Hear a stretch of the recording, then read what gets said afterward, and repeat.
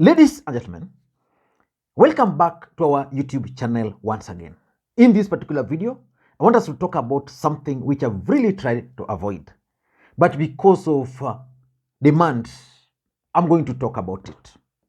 The issue of IEBC servers and the alleged return of the hackers from Venezuela back into the country. If you go through my WhatsApp, it's actually full of demands from Kenyans asking me to say something about it. And right now, if you go to Twitter, Akode is trending at #1. And allow me to take this opportunity to congratulate Akode for pulling such kind of a wedding. I don't think anybody in this country has ever done that before. Congratulations. The second thing which is trending is State House. Number 3 is Gachieta. Number 4 is Kilimani. Then you go Naivasha, you go. When you come down somewhere here, you'll find Kidero is also trending somewhere. Then you'll also find Venezuelans trending. I want us to talk about this issue of the alleged Venezuelans trending. Kidero is trending because there is this SMS which is trending, and it has mentioned Game Suits, which is owned by Kidero. State House is also trending because State House is also trending because it is alleged that that Game Suit has a new employee called State House. So this country though, and let me just go straight to this particular matter. And I want to talk about it because Ledama Olekina today, or is it yesterday, made some post about it. Let me just read for you the tweet by Ledama Olekina, which was done around 11 hours ago. I think earlier. This has been forwarded many times at Evans Kidero. Is this true? So it's basically asking Evans Kidero if this is true, what has been forwarded. Only one way to find out.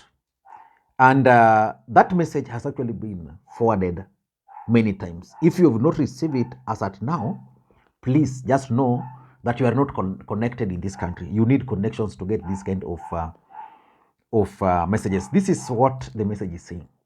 The Venezuelans have been here for 3 weeks, booked in Kidero's hotel in Kineleshwa called Games, waiting to clean the servers, which has been really hard task for them. Kitambaye. That explains why Kilimani is trending. And I've explained to you why State House is trending. And let us talk about these Venezuelans because it's also trending. And I want to begin this video by asking ourselves a few questions, because those questions will actually provide us with the answer. You know, Raila Odinga gave William Ruto some 3 demands to meet. One of the demands was the issue of the servers, that he wants the IEBC servers to be open. Before making that demands, Raila Odinga had actually released a website which allegedly was made available courtesy of IEBC Insider. In that website, they were able to show how the rigging took place. In fact, if you opened, like for example, they even give cases where the discrepancies took place, and according to Raila Odinga, whatever which was being shown to Kenyans at the Bomas of Kenya was not the real IEBC servers. That was a different server. And that the servers at IEBC were actually somewhere else, and is demanding that one of the conditions for Ruto to meet is the issue of access to servers. So this particular matter is of great importance to the country. And I want us to go through it by asking a few questions. Let me begin by the first question. Were the Azimio granted access to the servers by the Supreme Court? The answer to that, in my view, is no. Azimio were never granted full access to the servers. Azimio had actually demanded full access to the servers. But the the owner of the servers, the Smartmatics, wrote a letter that they couldn't grant Azimio access to the level they want. Because remember, you can grant access to various levels. So Azimio wanted access to a particular level, so that there are certain things they really wanted. Smartmatics convinced the Supreme Court and through IEBC lawyers that the access they gave Azimio was enough for Azimio to get whatever they wanted. Azimio up to now are insisting that whatever they wanted, they could not get because those access were denied. So let us begin from that level, that Azimio were never granted the access which they wanted. Even if you read this letter from Smartmatics, it is very clear they never granted those access. So that's the first question. Now let us go to the second question, which is very, very important. Is it possible to change the content of the servers? Because according to the information which is available, these Venezuelans have come back into the country. And their mission is simple: to try and change the content of the servers, or to try and fix things. The biggest question is, can you change the content of the servers? The answer to that is simple. You can change the content of the servers. But as much as you can change the content of the servers, like for example, if Raila Odinga got 30 votes from in an area, and in the servers it says he was given 30, he was given 3 instead of 30, he got 3. So which means it was tampered with. From the IEBC servers, somewhere it will be documented that these figures were changed from 30 to 3. And that's why Azimio are insisting on the content of the servers. Yes, you can change the content of the servers, but they will be documented. And that's why even the author of this particular message, which has really trended, is alleging that these guys have a tough job to do. Because as long as Azimio will be granted access to the server, if any change were made, they'll be able to note. For example, you noted during the Bomas of Kenya, when IEBC could post some forms, some of them clearly even figures not there, and they would explain, those forms were removed, the new ones populated. The servers will actually show all those changes.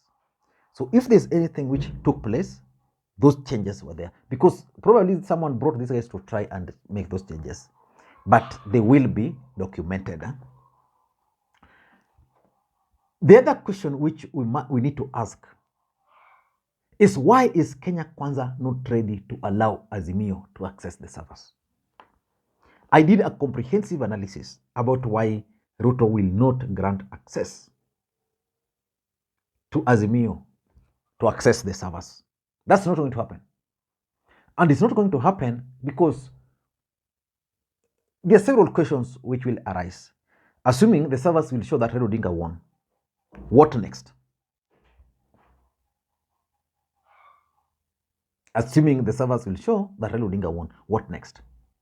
Even if Ruto were to continue with his presidency under that circumstance, his legitimacy will come into question.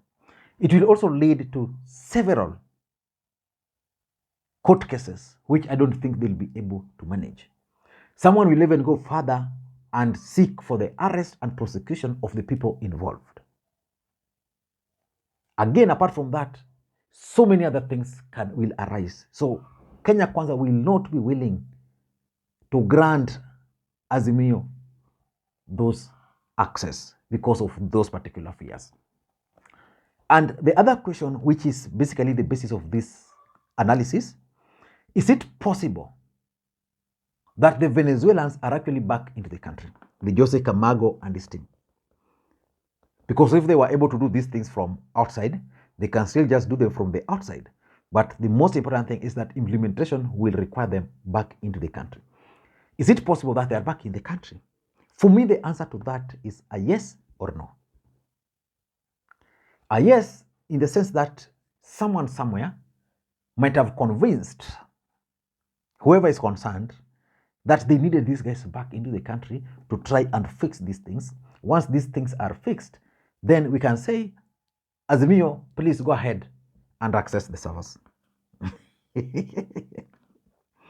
Yeah, so that's something which is possible. Azimio, can you go ahead and now access the servers? Someone might have convinced them that it's possible.